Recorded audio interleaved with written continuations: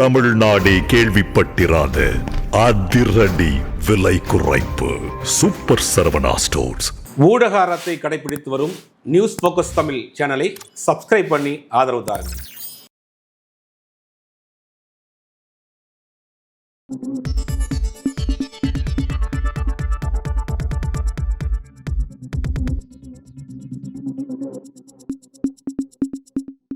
வணக்கம் சார். வணக்கம்.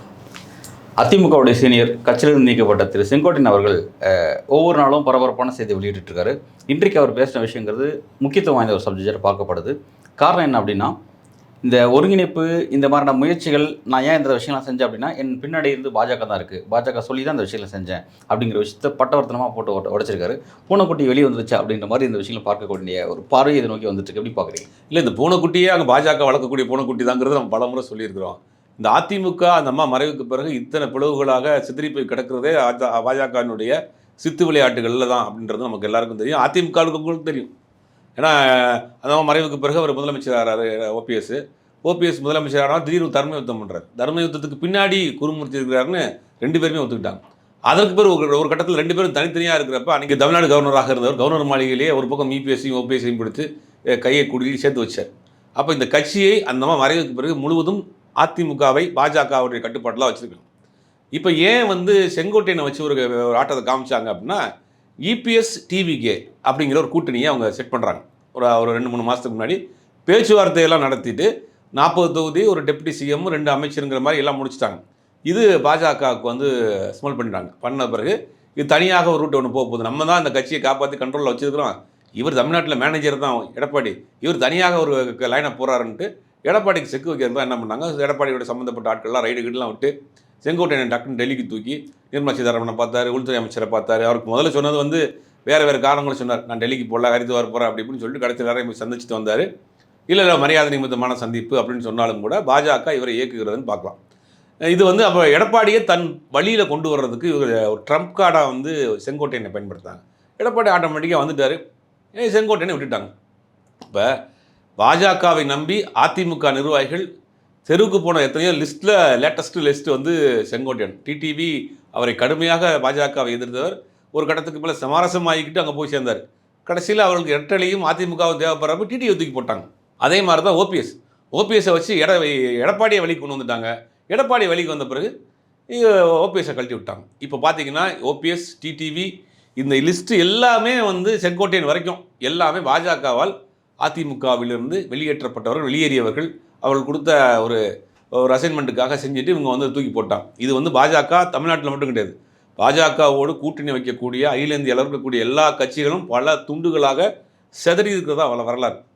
உதாரணத்துக்கு மகாராஷ்டிராவில் சிவசேனா கட்சி இன்றைக்கி எந்த நிலைமையில் இருக்குது அப்படி நம்ம பார்த்துட்ருக்கோம். சிவசேனா தான் கொள்கை ரீதியான பார்ட்னர். அவங்க மகாராஷ்டிராவில் இந்துத்துவா கொள்கையில் 2 பேர் ஸ்ட்ராங் இரட்டைக்கொள் துப்பாக்கியாக அண்ணன் தம்பிகளாக இருந்தவங்க ஒரு கட்டத்தில் ஒரு சின்ன முரண் வர்றப்ப மகாராஷ்டிராவுக்கு நம்ம உள்ளே போனோம்னா சிவசேனா காலி பண்ணணும்னு நினைக்கிறாங்க. சிவசேனா காலி பண்ணணும்னா சிவசேனாவோட கட்சியுடைய கடைமட்ட தொடராக இருக்கக்கூடிய ஒருத்தரை கொண்டு கட்சியை பிடிங்கி கொடுத்துட்டாங்க. பாரம்பரியமான உத்தவ் தாக்கரேவுடைய கட்சியை இவரை ஏக்நாத் சிண்டே கையில் சின்னத்தையும் கட்சியும் பிடிங்கி கொடுத்துட்டு அந்த கட்சி இன்றைக்கி சின்ன படம் ஆக்கி வச்சுட்டாங்க. இப்போ அதே மாதிரி தான் தமிழ்நாட்டில் இவர்கள் உள்ளே வரணும்னா அதிமுக காலி பண்ணணும். அதிமுக காலி பண்ணுறதுக்கு என்ன பண்ணணும், அவங்க ஒற்றுமையாக இருக்கக்கூடாது. ஒற்றுமையாக இருக்கிறதுக்கு என்ன செய்யணும், நம்ம பார்த்துக்குறோம். ஒவ்வொருத்தவங்க தனித்தனி ஃபேக்டராக பிரித்து வச்சுருக்காங்க. அப்போ எடப்பாடியை தன் வழிக்கு கொண்டு வருவதற்காக செங்கோட்டையனை ஒரு ட்ரம்ப் கார்டை பயன்படுத்திட்டு எடப்பாடியை கொண்டு வந்த பிறகு செங்கோட்டையன் தேவையில்லை, செங்கோட்டையனை தூக்கி போட்டாங்க. இல்லை சார், இப்போ செங்கோட்டையன் முன்னாடி நீங்கள் சொல்லுமா, செங்கோட்டையனோ டிடிஓ ஓபிஎஸ்ஓ எல்லாரும் முன்னாடி பாஜக தான் இருக்குது. அவங்களுக்கு என்ன அசைன்மெண்ட் பாஜக கொடுக்கணும், கட்சி எல்லாத்தையும் உரிமைப்படுத்தணும் அப்படிங்கிற ஒரு அசைன்மெண்ட் தான் கொடுக்குறான்னு சொல்கிறாங்க. அப்படி ஒரு அசைன்மெண்ட்டை செய்யக்கூடிய நபர்கள் கட்சியிலேருந்து வெளியேற்றப்படுறாங்க இபிஎஸ்ஸால். இப்போ இந்த இடத்துல யாரோட கை ஓங்கியிருக்கு? இபிஎஸ் கை தான் ஓங்கியிருக்கா? ஒருவேளை அவர் ஓங்கியிருக்கு அப்படின்னா பாஜகவை பகைக்கிற அளவுக்கு, பாஜக எதிர்க்கிற அளவுக்கு இபிஎஸ் எப்படி வலிமை பெற்ற நபராக மாறுறாரு? பாஜக சொன்ன அசைன்மெண்ட் செஞ்ச நபர்கள் இபிஎஸ்ஸால் பாதிக்கப்படும் போது ஏன் பாஜக அவங்களை கைவிட்டுறது? அவங்களுக்கு ஏன் எந்த ஹெல்ப்பும் செய்ய மாட்டேங்கிறாங்க? இல்லை, இபிஎஸ் அந்த அளவுக்கு பாஜக எதிர்த்து அரசியல் செய்யக்கூடிய அளவுக்கு ஒரு இதெல்லாம் கிடையாது, தைரியம்லாம் கிடையாது. யாருக்குமே இந்தியாவில் பாஜக எதிர்த்து பெருசாக அரசியல் செய்ய முடியாத அளவு தான் இன்றைக்கி இருக்குது. ஏன்னா ஒட்டுமொத்தமாக எல்லா அமைப்புகளையுமே தன் கையில் வச்சுருக்கிறாங்க. அப்போ எடப்பாடி ஒரு ட்ரை பண்ணுறார், நம்ம தனியாக ஒரு அலையன்ஸ் ஃபார்ம் பண்ணி பார்ப்போம் அப்படிங்கிற ஒரு முயற்சி எடுக்கிறார். அந்த முயற்சிக்கு முதல்ல முட்டுக்கிட்ட போகிறாங்க. அதனால தான் 8 மாதத்துக்கு முன்னாடி கூட்டணி கன்ஃபார்ம் பண்ணுறாங்க. தேர்தலுக்கு 8 மாதத்துக்கு முன்னாடி பேச வேண்டிய அவசியம் என்ன இருக்குது? அப்போ அது நம்ம கைமீறி போயிடுதோ அப்படிங்கிறதுக்காக எடப்பாடியை கொண்டு வராங்க. எடப்பாடியும் ஒரு வழி இல்லாமல் ஒத்துக்கிட்டார். அப்போ இவங்களுக்கு வந்து இவங்களுடைய அந்த வெளியேறிய லிஸ்ட் இருக்காங்க இல்லையா, அவங்களுக்கு ஒரு தேவையில்லை இப்போதைக்கு. அந்த தேவையில்லைன்றப்போ அவங்கள தூக்கி வெளியில் போட்டாங்க, அவ்வளோதான். அப்போ அவங்க நம்பிக்கை போனவங்க தான். டிடிவி தினகரன் என்ன சொன்னார்னா, தேசிய ஜனநாயக கூட்டணிக்குள்ளே அதிமுகவை எடப்பாடியை கொண்டு வர்றப்ப ஒரு அஷூரன்ஸ் கொடுத்துருக்காங்க டிடிவிக்கு. என்ன சொல்கிறாங்கன்னா, அங்கே ஒரு வாக்குறுதி கொடுத்தாரு. என்ன வாக்குறுதினா, இபிஎஸ் முதலமைச்சர் கேண்டிடேட் கிடையாது, நாங்கள் முதலமைச்சர் கேண்டிடேட் அப்புறம் முடிவு பண்ணுவோங்கிற மாதிரி தான் அவரை சமாதானம் பண்ணி கொண்டு வந்திருக்காங்க. அப்புறம் ஒரு கட்டத்துக்கு மேலே இபிஎஸ் தான் முதலமைச்சர் அவங்க வெளிப்படையாக சொல்ல ஆரம்பித்த பிறகு இவர் அவங்களால இருக்க முடியல, அங்கேருந்து வெளியேறாரு. இப்போ செங்கோட்டையனுக்கு என்ன சொன்னாங்க, நீங்கள் உள்ளே வாங்க, ஒன்று அவங்களை சேர்த்து வச்சிடறோம் அப்படின்னு சொல்லி செங்கோட்டையனை வைத்து இபிஎஸ் வெளியில் கொண்டு வந்துட்டாங்க. அப்போ செங்கோட்டையுடைய தேவையில்லை, செங்கோட்டையை தூக்கி போட்டாங்க. இதுதான் பாஜக பண்ணுறாங்க. இப்போ நம்பி போயிட்டோம், வேறு வெளியிலையும் போக முடியாது அப்படிங்கிற நிலைமையில தான் ஓபிஎஸ்ஸாக இருக்கட்டும், டிடிவியாக இருக்கட்டும், செங்கோட்டையனாக இருக்கட்டும், எல்லாருமே அந்த லிஸ்ட்டில் இன்றைக்கி வந்து பாஜகவால் வாழ்விழந்தவர்கள் அப்படின்ற லிஸ்ட்டில் அவங்க இருக்கிறாங்க. இப்போ பாஜக தான் சுப்பீரியர் பவர், அமித்ஷா தான் சுப்பீரியர் பவர் நம்ம நினச்சிட்டு இருக்கோம். ஆனால் வந்து அவரை தாண்டி இபிஎஸ் தான் சுப்பீரியர் பவர். நீங்கள் நீங்கள் கொடுக்கக்கூடிய அசைன்மெண்ட் எடுத்துட்டு இங்கே வரக்கூடிய எல்லாரையும் நான் பழைய வாங்கி காட்டுறேன் பாருங்க அப்படின்ற மாதிரி இங்கே இபிஎஸ் ஒரு பெரிய அளவில் ஒரு அரசியல் செஞ்சுட்டு இருக்காரு. இந்த அரசியலை பாஜக ஏன் கண்ட்ரோல் பண்ணவே முடியல?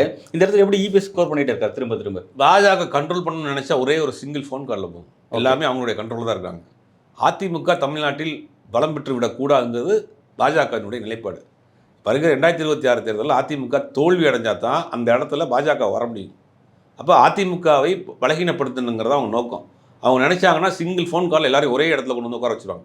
நாளைக்கு கால் எல்லாம் டெல்லி வரணும்னு சொன்னாங்க வச்சுக்கோங்க, ஒரு வார்த்தைக்கு அத்தனை பேர் வரிசையாக போய் உட்காந்துருப்பாங்க, மீறி போக முடியாது. டிடிவி மீது வழக்கு இருக்குது. இவங்களுக்கு எப்படியே உள்ளே போனால் போதும்னு நினைக்கிறாரு, கட்சிக்குள்ளே போனால் போதும் ஓபிஎஸும் செங்கோட்டையும் நினைக்கிறாரு. அமித்ஷா சொல் பேச்சு எடப்பாடி மீற மாட்டார். அப்போ அங்கேருந்து ஒரு ஃபோன் கால் வருது, நாளைக்கு காலில் தேஷ் பச்சேமே ஆஜோ டெல்லி அப்படின்னா அத்தனை பேர் உட்காந்துருப்பாங்க. அப்போ அவங்களுக்கு வந்து அதிமுக பலம் பெற்று விடக்கூடாது, அதிமுக பலகீனமானால் தான் நம்ம அங்கே கால் வைக்க முடியுங்கிறத பல இடங்களில் அதிமுக நிர்வாகிகளே சொல்கிறாங்க. சார் இப்போ மட்டும் அதிமுக பலமாக இருக்கான்னு கேட்குறேன், ஒரு கேள்வி இருக்குல்ல. இல்லை, பலகீனப்படுத்துறது யாரு? இல்லை சார், இப்போ அதிமுக பலமாக இருக்குது, அதை வந்து பலவீனமாக்கணுன்றதுக்காக இவங்க ஒர்க் பண்ணுறாங்க, பாஜக ஒர்க் பண்ணுறாங்கன்னா ஓகே. ஆல்ரெடி அதிமுக பலவீனமாக தானே இருக்குது, இதையே இன்னும் பலவீனப்படுத்தணும்னு நினைக்கிறாங்கன்றேன். பலகீனப்படுத்தினா தான் வர முடியும்னு நினைக்கிறாங்க, ஒரு விஷயம். ரெண்டாவது, பலப்படுத்தணும்னு நினச்சாங்கன்னா பண்ணிடலாம். இப்போ 2021 சட்டமன்ற தேர்தலில் டிடிவி பிரித்த ஓட்டுகளை மட்டும் அவங்க உள்ளே கொண்டு வந்தாங்கன்னா கண்டிப்பாக அந்த முறை ஆட்சி இழந்திருக்க முடியாது. இப்போ ஆட்சி இழக்காமல் எடப்பாடி கை ஓங்கி இருந்ததுன்னா எடப்பாடி ஆட்சி அதிகாரம் கையில் இருக்கப்போ அவர் ஒரு முடிவு எடுப்பார். அப்போ பாஜக உள்ளே வரவே முடியாது. அப்போ அதான் ஃபேக்டர். அதிமுக பலம் பெற்று விடக்கூடாது, இவர்கள் தனித்தனியாக இருக்கணும், அதை தான் அவங்க ரெகுலராக பண்ணிகிட்டே இருக்காங்க. இல்லை, இப்போ இபிஎஸ்ஸை இன்னும் வழிக்கு கொண்டு வருவதற்கு நிறைய ட்ரம்ப் கார்டு பாஜக கிட்ட இருக்குது. இப்போ இன்றைக்கி கூட பார்த்தீங்கன்னா செங்கோட்டையன் என்ன சொல்லியிருக்காராம், கொடநாடு வழக்கு விஷயம் வந்து பெரிய சீரியஸான பிரச்சனை, இதில் ஏன் இன்னும் சிபிஐ விசாரணை வரமாட்டேங்குது, ஏன் சிபிஐ விசாரணை எல்லாத்துக்கும் சிபிஐ கேட்குற இபிஎஸ் ஏன் இதுக்கு வந்து கேட்க மாட்டேங்கிறாரு? சப்போஸ் சிபிஐனா அது வந்து டெல்லி பாஜக கண்ட்ரோலில் இருக்குது, ஒருவேளை இது கிள்ளி போட்டுருக்கிறதுங்கிறது இதை நோக்கி டெல்லி பாஜக நகரணும், இதன் மூலமாக இபிஎஸ் கண்ட்ரோல் பண்ணுற விஷயம் தான் ஆரம்பிக்கிறாரு அவர். இல்லை, அப்பப்போ ஒரு வார்னிங் கொடுத்துட்டே இருக்காங்க. ஓகே, நீங்கள் ஏதாவது முரண்டு பிடிச்சிங்கன்னா எங்களுக்கு ட்ரம்ப் கார்டு நிறையா இருக்குது. டெண்டர் கேஸ் இருக்குது, பெண்டிங் இருக்குது. அப்போ கொடநாடு கேஸுக்கு பெண்டிங் இருக்குது. இப்போ நிறையா செங்கோட்டையன் டெண்டிங், அவர் ஒரு ட்ரம்ப் கார்டு இருக்கிறாரு. அப்புறம் ரெட்டலை வழக்கு ஒரு ட்ரம்ப் கார்டு இருக்குது. அப்பப்போ ஒரு நினைவூட்டல், நீங்கள் வந்து என்னுடைய கண்ட்ரோலில் தான் இருக்கீங்க, உங்களால் எதுவும் செய்ய முடியாது, நாங்கள் சொல்கிறது கேளுங்கிறதுக்காக அப்பப்போ ஒரு மிரட்டல். இப்போ இவரை பொறுத்த வரைக்கும், செங்கோட்டையனை பொறுத்த வரைக்கும் இப்போ எந்த பக்கம் போகிறதுன்னு தெரியல. எடப்பாடியும் சேர்க்க மாட்டேங்கிறாரு, பாஜகவும் கைவிட்டுருச்சு. இப்போ என்ன முடிவு பண்ண போகிறோம்? ஒரு 71 வந்து கட்சியில் இருக்கிறோம், சீனியரு, நீ திருப்பி எடப்பாடி பழனிசாமி தலைமை ஏற்றுக்கிட்டு பொதுச் செயலாளர் ஏற்றுக்கிட்டு போய் நிற்க முடியாது. இப்போ திமுகவுக்கு போக முடியாது, பாஜகவும் நம்மளை கைவிட்டாங்க. இப்போ என்ன செய்யறதுன்னு தெரியாமல் இருக்கக்கூடிய லிஸ்ட்டு தான் இந்த ஆட்கள்லாம் இருக்கிறாங்க. ஓகே, இப்போ இவங்களோட அடுத்த ஆப்ஷன் என்ன பேச வேண்டியது இருக்குது? ஓபிஎஸ், செங்கோட்டையன், டிடிவி, இப்போ இவங்களாம் வந்து கைவிடப்பட்டவங்க, பாஜகவில் கைவிடப்பட்டவங்க நீங்கள் சொல்கிறீங்க. அப்படி இருக்கும்போது இப்போ இந்த கைவிடப்பட்டவங்களில் பாஜக வச்சு அடுத்து என்ன செய்கிறாங்க, என்ன வியூகம் வச்சுருக்காங்க? இன்னொரு கேள்வி கேட்குறேன். இப்போ இது என்னென்னா, நாளைக்கு பாஜக செய்யக்கூடிய அசைன்மெண்ட்டை இனிமேல் யாருமே எடுத்து செய்யறதுக்கு முன் வர மாட்டாங்களே, ஏன்னா எல்லாருக்கும் இப்படி வந்து பாதிக்கப்பட்ட நபராக இருக்கும்போது நாளைக்கு யாருமே பாஜக அசைன்மெண்ட் எடுத்து முன் வர மாட்டாங்களே, இது எப்படி பாஜக ஹேண்டில் பண்ணணும்? தமிழ்நாட்டில் தான் முடிஞ்சு போச்சு, நீ யாரை வச்சு முடிக்க போகிறாங்க? அதிமுக முழுவதுமாக கட்டுப்பாட்டில் வந்துருச்சு. இனிமேல் எடப்பாடி பழனிசாமியை வச்சு எடப்பாடி பழனிசாமி இனி அடுத்து ஏதாவது பண்ணார்னா எங்கே சார் கட்டுப்பாட்டில் வந்து நீங்கள் சொல்கிறீங்க? கட்டுப்பாட்டில் வந்துருச்சுன்னா செங்கோட்டையன் எடுக்கிற அரசியலோ இல்லை ஓபிஎஸ் எடுக்கிற அரசியலுக்கோ இபிஎஸ் ஈல்ட் ஆகணும், அவர் ஈல்ட் ஆகவே மாட்டேங்கிறாரு. பதிலுக்கு என்னையை நீங்கள் பகச்சிக்கிறீங்களா, உங்களை வெளியேற்ற பாருன்னு சொல்லி அவர்களுக்கு ஸ்கோர் பண்ணுறாரு. இல்லை, ஈல்ட் ஆகுறது அவங்க தானே சொல்கிறாங்க, ஈல்ட் ஆகாமல் இருக்கிறதுக்கு அவங்க தானே வேலை பார்க்குறாங்க. எடப்பாடி பழனிசாமி தன்னிச்சையாக முடிவெடுக்கக்கூடிய ஒரு ஆற்றல் மிக்க ஒரு தலைவராக உருவாயிடக்கூடாதுன்னு தான் பாஜக நினைக்குது. இல்லை அவர் அப்படி தானே எடுத்திருக்காரு வெளியில பார்க்குறப்ப அவங்களாம் தன்னிச்சையாக முடிவு எடுக்கிற மாதிரி பார்க்குறாங்க. ஏன் இதே செங்கோட்டையனை அதிமுகவில் பாஜக நினைச்சா கொண்டு வர முடியுமா முடியாதா? இப்போ முடியாத மாதிரி தான் இருக்கு. அது வெளியில் அப்படி தெரியுது, வெளியில் ஒரு தோற்றத்தை காட்டுறாங்க. பாஜக நினைச்சா கொண்டு ஏன் ஓபிஎஸ்சியும் இபிஎஸ்சியும் ஒரே நாள் சேர்த்தாங்க? ஆட்சியில் இருக்கிறப்ப ஒரே நாளில் ஆளுநர் மாளிகையை 2 கையை பிடிச்சி சேர்த்து வச்சாங்க. அப்போ சேர்த்தாங்க. அதுக்கப்புறம் ஓபிஎஸ் வந்து இபிஎஸ்ஆல பழி வாங்கப்படும் போது எந்த விதமான உதவியும் செய்யவில்லையே. அதான் பலகீனமாகணும். அதிமுக பலகீனமாகணும், அதிமுக பல குரூப்புகளாக இருக்கணும், வாக்குகள் சிதறணும். அப்போ தான் நம்ம உள்ளே வர முடியுங்கிறது தான் உங்களுடைய பிளானே. அதிமுக ஒன்றிணைந்த அதிமுக, பலம் வாய்ந்த அதிமுக, எல்லா போதிலும் அதிமுக வந்து ஒரு பலகீனம் பலமாக இருந்ததுன்னா அவங்களால பாஜக கால் ஒன்ற முடியாது. அதிமுக பலவீனப்பட்டா அது பாஜக தோல்விக்கு தான் வழிவகுக்க போகுது. அவங்க தானே கூட்டணியில் இருக்காங்க. இல்லை அதுதான் நல்ல கேள்வி தான். இது எப்படின்னா ஒரு சைக்காலஜிக்கலாக அவங்கள வந்து அதிமுக நிர்வாகிகளை வந்து தன்வசம் கொண்டு வர்றது. வேறு நம்மளே பேசியிருக்கோம்னு நினைக்கிறேன். திமுக அதிமுக ரெண்டுக்கு உள்ள வித்தியாசம் என்னென்னா, திமுக வந்து ஒன்றும் அந்த திராவிட இயக்கம், பெரியார், அம்பேத்கர் அந்த வழியில் வச்சுருக்காங்க. எம்ஜிஆர் காலத்துக்கு பிறகு இது வந்து ஒரு மதசார்புள்ள கட்சியாக கொஞ்சம் மாறிட்டே வந்துச்சு. அந்த மாதிரி ஜெயலலிதா இருக்கப்போ வெளிப்படையாகவே கோயிலுக்கெல்லாம் போக ஆரம்பித்தாங்க. ஒரு பக்தி உள்ள நபர்களாக வெளியே காட்ட ஆரம்பிச்சிட்டாங்க. அப்போ அந்த மறைவுக்கு பிறகு கட்சிக்குள்ளே இத்தனை பிளவுகள், இத்தனை குழப்பங்கள், தொடர்ந்து தோல்விகள் வர்றப்ப அதிமுக நிர்வாகிக்கு ஆட்டோமேட்டிக்காக ஒரு மனநிலை வந்து இதாயிரும், ஒரு வெறுப்பு வந்துடும். என்ன திருப்பி அதிமுகவில் நம்ம வந்து எவ்வளோ நாளைக்கு தான் இருக்கிறது, நம்மளோட அரசியல் எதிர்காலம் என்ன ஆகுறது அப்படின்னு நினைக்கிறப்ப அவங்க அடுத்த சாய்ஸாக வந்து அவங்க பாஜக தான் சூஸ் பண்ணுவாங்க. திமுகவுக்கு போக முடியாது. அந்த மனநிலைக்கு அதிமுக தொண்டர்களை கொண்டு வருவதற்கான வேலை தான் அது பாசிபிள் தானா? அப்படிதான் நடந்துட்டு இருக்கு. அதிமுக ஒரு மாநில கட்சி, அதிமுக பல துண்டுகளை பிளவுபடும் பொழுது அவங்கெல்லாம் அந்த ஓட்டு எப்படி அங்கே ஷிஃப்ட் ஆகும்? ஒருவேளை ஃபார்வர்ட் காஸ்ட் ஓட்டு வாங்க வேணா ஷிஃப்ட் ஆக வாய்ப்பு இருக்கு. ஆனால் அதை தாண்டி மிடில் காஸ்ட் ஓட்டுக்கெல்லாம் இது எப்படி ஷிஃப்ட் ஆகும்? ஒடுக்கப்பட்ட மக்களோட அவர்கள் பெரியார் அண்ணாவெல்லாம் தாண்டி பல வருஷம் பல வருஷம் ஆகிப்போச்சு. அவங்களாம் மறந்து பல வருஷம் ஆகிப்போச்சு. நயினார் நாகேந்திரன் இன்னைக்கு தலைவராக இருக்கிறாரு. அவர் யார்? அதிமுகவின் முன்னாள் அமைச்சர், முன்னாள் எம்எல்ஏ. அவர் எப்படி நீங்கள் மாநிலத்தில் பாஜகவினுடைய மாநிலத்தில் இருக்காரு. பாஜக இருக்கக்கூடிய ஆட்களை பார்த்தீங்கன்னா பலரும் இன்னைக்கு அதிமுக வந்து போனவங்க தான். கார்த்தியாயின்னு ஒரு வேலூர் மாவட்ட மேயராக இருந்தாங்க. இன்றைக்கி அந்த கட்சியோட முக்கிய பொறுப்பில் இருக்காங்க. பலர் நம்ம லிஸ்ட்டு போட்டு சொல்லலாம். அப்போ ஒரு கட்டத்துக்கு மேலே அவங்க வந்து ஆட்டோமேட்டிக்காக ஒரு மனநிலைக்கு அந்த பக்கம் போயிடும். அது ஒன்று கொண்டு வராங்க. ரெண்டாவது இந்த மாதிரி பலகீனமாக இருக்கிறப்ப அதுக்கு ரீப்ளேஸ் நாங்கள் தான் அப்படின்ற ஒரு மாறுது ஆல்டர்னேட்டிவாகவும் பாஜக தன்னை காமிச்சிக்கிற பார்க்குறாங்க. இதெல்லாம் தான் பாஜகவினுடைய வேலை. இப்போ 2026 தேர்தலுங்கிறது பாஜகவுக்கு அதிமுகவை காலி பண்ணணும், திமுக இல்லை. அதிமுகவை காலி பண்ணிட்டு அந்த இடத்துல தான் உட்காரணும். அதிமுக காலி பண்ணணும் பாஜக விருப்பப்படுதுன்னு நீங்கள் சொல்கிறீங்க. அந்த விருப்பத்தை தெரியாமலே நிறைவேற்றக்கூடிய இடத்துக்கு இபிஎஸ் தள்ளப்படுறாரா? ஏன் வந்து அவர் கட்டாயத்தில் இருக்கிறார்? என்ன கட்டாயம்? நெருக்கடியில் இருக்கிறார், ஒரு வழி இல்லாமல் இருக்கார். இந்த கூட்டணியை வந்து அதிமுகவினுடைய அடிமட்ட தொண்டர்களோ 2ஆம் கட்ட தலைவர்களோ ஏற்றுக்கல, ரசிக்கலை. கூட்டமாக வெளியேறக்கூடிய சூழ்நிலை இருக்குது. வரக்கூடிய தகவல் என்னென்னா, தேர்தல் நெருங்க பல அதிமுக எம்எல்ஏக்கள் அதிமுகவிலிருந்து விலக போகிறாங்க, வெளியேற போகிறாங்க, கூட்டமாக வெளியேற போகிறாங்கன்ற ஒரு தகவல் வருது. அப்போனா வந்து என்ன அர்த்தம் அவங்களுக்கு? அப்போ இந்த கூட்டணியை ஏற்றுக்கல. எடப்பாடி பழனிசாமியே அதிமுக பாஜக கூட்டணியை முழுமனதோடு ஏற்றுக்கொள்ளவில்லை. எப்படி அந்த கூட்டணியை அவங்க ஒத்துக்கிற வச்சாங்க நம்ம பார்த்தோம். அப்போ வேறு வழி இல்லாமல் நெருக்கடி கொடுக்கப்பட்டு, அழுத்தம் கொடுக்கப்பட்டு, வேறு வழி இல்லாமல் வழி கொண்டு வரப்பட்டு இந்த கூட்டணியில் இருக்கிறார். கூட்டணி வண்டி வெளியே போனால் என்ன ஆகும்? வழக்கில் நெருக்கடி கொடுக்கப்படும், உறவினர் மீது வழக்கு பாயும், எல்லாரும் தூக்கி உள்ளே போடுவாங்க. வேறு என்ன பண்ணுவீங்க?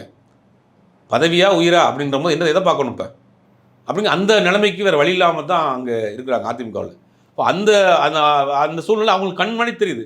நாம் பயணித்த, நாம் உருவாக்கிய, நம் நேசித்த ஒரு கட்சி நம்ம கண் முன்னாடியே வந்து சேதமடைஞ்சிக்கிட்டு இருக்கு, காப்பாற்ற முடியல அப்படின்ற எண்ணம் தான் எல்லா அதிமுக நிர்வாகி. இதே அதிமுக தாவேகா கூட்டணியோட 2026 தேர்தலில் பாஜக இல்லாமல் இவர்கள் தலைமையில் ஒரு அணி அமைச்சிருந்தாங்கன்னா அது மிகப்பெரிய ஒரு சேலஞ்சிங்கான அணியாக இருந்திருக்கும். இது அதிமுக நிர்வாகிக்கு தெரியாதா? எடப்பாடிக்கு தெரியாதா? அதிமுக 2ஆம் கட்ட தலைவருக்கு தெரியாதா? கண்டிப்பாக தெரியும். வேறு வழி இல்லை. நெருக்கடி கொடுக்கப்படுது, அழுத்தம் கொடுக்கப்படுது, வலுக்கட்டாயமாக இந்த கூட்டணியை வந்து அவங்க வச்சுக்கிறாங்க. அப்படிங்கும்போது என்ன செய்ய முடியும்? அவங்க கண்ணுக்கு தெரிஞ்சே கற்பூரம் போல் கரைஞ்சிக்கிட்டு இருக்கு அதிமுக. அது யார் அதை கொளுத்தி வச்சுருக்காங்கன்றது அவங்களுக்கு தெரியுது. இதுதான் இன்றைக்கி உள்ள ஃபேக்டர். அதிமுகவில் நடக்கக்கூடிய இத்தனை குழப்பத்திற்கும் பாஜக தான் காரணங்கிறது நான் சொல்லலை. அதிமுக நிர்வாகிகளை கூப்பிட்டாலே சொல்லுவாங்க, மனக்குமரலை கொட்டுறாங்க அதிமுக நிர்வாகிகள், இப்படி உள்ள கட்சி இப்படி ஆயிடுச்சு அப்படின்னு. இல்லை, இப்போ செங்கோட்டையன் சொல்லியிருக்க இந்த ஸ்டேட்மெண்ட் அப்படிங்கிறது இது வந்து பாஜகவும் அதிமுக கூட்டணி பயணிச்சிட்டு இருக்காங்க. நீங்கள் சொல்லி தான், பாஜக சொல்லி தான் செங்கோட்டை இதெல்லாம் செய்கிறாரு அப்படின்னும் போது இபிஎஸ்க்கு அந்த கூட்டணி தர்மத்தை மீற மாதிரியான செயல் பாஜக மீது ஒரு கோபம் வரத்தானே செய்யும். இப்போ இந்த வெளிப்படையாக இந்த விஷயத்த சொன்னதுக்கப்புறம் அது நாளைக்கு வேறு மாதிரி மாறவும் செய்யும். இது எப்படி பாஜக ஒரு ரியாக்ஷன் பண்ண முடியாது, வீட்டுக்குள்ளே கோவப்படுக்குவார், அவ்வளோதான். என்ன செய்ய முடியும்? நேரம் நாளைக்கு காலையில் போய் நான் பாஜக கூட்டணி விட்டு நான் வெளியே இருக்கிறேன் நம்ம சொல்ல முடியுமா? பண்ண முடியாது. அவருக்கு தெரியும் வேறு வழி கிடையாது. வேறு அழுத்தத்தில் தான் இருக்காங்க. அப்படிங்கும் போது ஒரு ஒரு ஒரு ஒரு எச்சரிக்கையை விடுறாங்க. பார்த்தீங்களா, நாங்கள் தான் உங்களை பண்ணோம் அப்படின்ற ஒரு சின்ன ஒரு வார்னிங் வந்து எடப்பாடி. இப்போ இந்த விஜயோடைய கூட்டணி இல்லைன்னு ஒரு முடிவுக்கு வந்த பிறகு விஜய் டிவிக்கு விஜய் அதிமுக கூட்டணிங்கிறது ஆல்மோஸ்ட் அவங்க பேசி முடிச்சுட்டாங்க. பாஜக இல்லாமல் பாஜக கூட அதிமுக கூட்டணி வச்ச பிறகு விஜய் பேக் அடிக்கிறாரு. அப்படிங்கும் போது இது வந்து திருப்பி அந்த மாதிரியான முயற்சி எடுத்துடக்கூடாது அப்படிங்கிறதுக்காக ஒரு வார்னிங். திருப்பி நீங்கள் ஏதாவது முயற்சி எடுத்தீங்கன்னா திருப்பியும் கட்சியை நாங்கள் வந்து 2-3 பிளப்போம், ஜாக்கிரதையாக இருந்துங்கன்னு ஒரு வார்னிங். அப்பப்போ இப்போ அவருக்கு வருவாங்க, ஒரு பேட்டி கொடுப்பாங்க, டெல்லிக்கு போவாங்க. கேட்டால் வந்து நான் வந்து டெல்லியில் வந்து ஆஃபீஸை பார்க்க போனேன், 2 கரித்தவர் கோயிலுக்கு போனேன்னு ஏதாவது ஒன்று சொல்லிட்டு அப்படி போயிட்டு இருப்பாங்க. அப்பப்போ இந்த வேலையை செஞ்சுட்டே இருப்பாங்க. அப்போ இந்த நகர்வு எல்லாம் எதுக்காக நடந்ததுன்னா வந்து பாஜக கழட்டி விட்டுட்டு இபிஎஸ் வந்து அந்த பக்கம் எந்த முடிவும் கனவில் எடுத்து விடாதீர்கள், அதுக்கான ஒரு சமிக்கை தான் இது. அப்பப்போ கொடுத்துட்டே இருப்பாங்க. ஓகே, தேர்தல் முடிகிற வரைக்கும் இந்த மாதிரியான பிரச்சனைகள் அதிமுக தொடர்ந்து போகும். எடப்பாடியே அப்பப்போ ஒரு வார்னிங் கொடுக்கறதுக்காக இந்த மாதிரியான வேலைகள் செய்யும். ஏன் உள்ள அமைதியாக இருந்த செங்கோட்டையே இப்போ பேசுகிறாரு? உங்களுக்கு தெரியாதா? இப்போ டெல்லிக்கு போயிட்டு இந்த 3 மாதம் ஆகி போச்சு. ஏன் இப்போ தான் உங்களுக்கு பாஜக கூட உங்களை கூப்பிடுச்சுன்னு தெரியுமா? இப்போ ஏன் பத்திரிகையாளர் சந்திச்சு சொல்ல வேண்டிய அவசியம் என்ன இருக்குது? அப்போ அந்த பக்கம் நயனார் என்ன சொல்கிறாரு? இல்லை வந்து திமுக அழுத்தம், திமுக பின்னாடி இருக்குது, திமுகவுக்கு இதுக்கு நான் ஆதாயம் இருக்க போகுது, அவர் திமுக ஆள் அவர். அப்போ இது வந்து பாஜகவை அதிமுகவை அப்பப்போ ஒரு அசைச்சு பார்க்குறதுக்காக வச்சிருக்கக்கூடிய ட்ரம்ப் கார்டுகளில் இவர் ஒன்று. அவ்வளோதான். இல்லை சார், தமிழக அரசியலுடைய அடுத்த கட்ட வரவேற்பு எதை நோக்கி நகர்ந்து பொறுத்து வந்து பார்க்கலாம் சார். நன்றி.